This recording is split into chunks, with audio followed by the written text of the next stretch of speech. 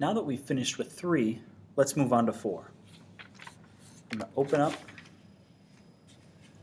my papers here, zoom it out so you can see what we've got, and we'll bring it back in.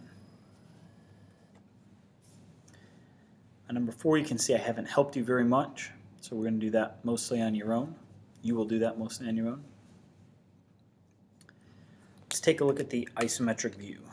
So you're standing in front, you look at the front, you would identify this as plane A, because we always identify the isometric view first.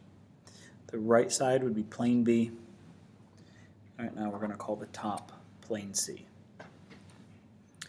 So we study the image, the object. We're going to build the front view first. And we say, okay, we're going to count the blocks wide and tall here to build in your front view. So I'll count up my blocks.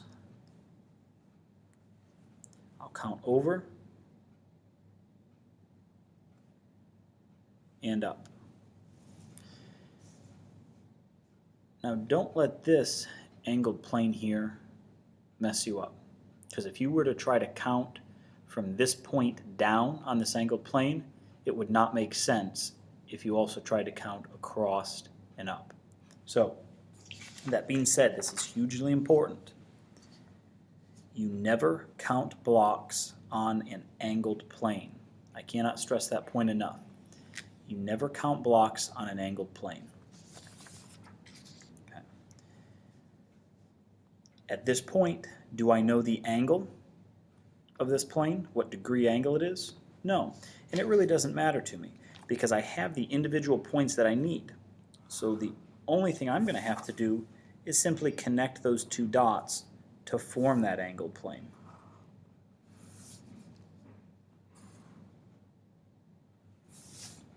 And there I have it. Before we move on, let's identify this line and this line.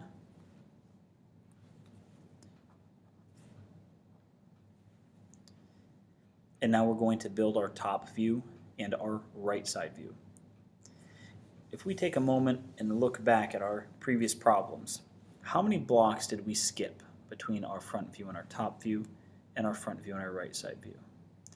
As you look, you'll notice that we skipped 1 block between each of those views. We didn't put them right together and we didn't skip a huge distance, just enough to be able to know that there's 3 separate views. So what we're going to do now in 4 is we're going to skip 1 block between the views. Again, another important point for you to remember when you're building these. You skip only 1 block between views. So I go to the highest point of my front view, I skip a block, and I can now begin building my top view. As I go to count up, I can see that I'm 3 blocks tall. And if I were to count down on this angled plane here, I would count 11 blocks, which would take me 8, 9, 10, 11, all the way out to there. And you'd look at it and say, well, hey, there's a rectangle, right? Those 4 points are going to help me form a rectangle. And I'm supposed to have a rectangle.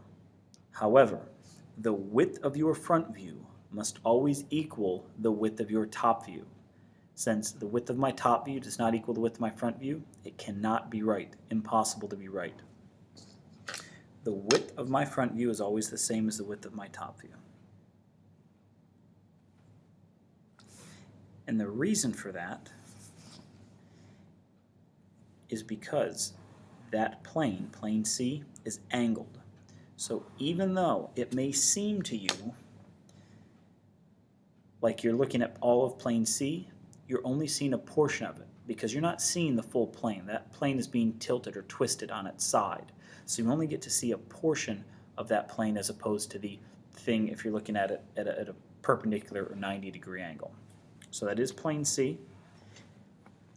The length of C in the front view as we go straight up is the same as C in the top view.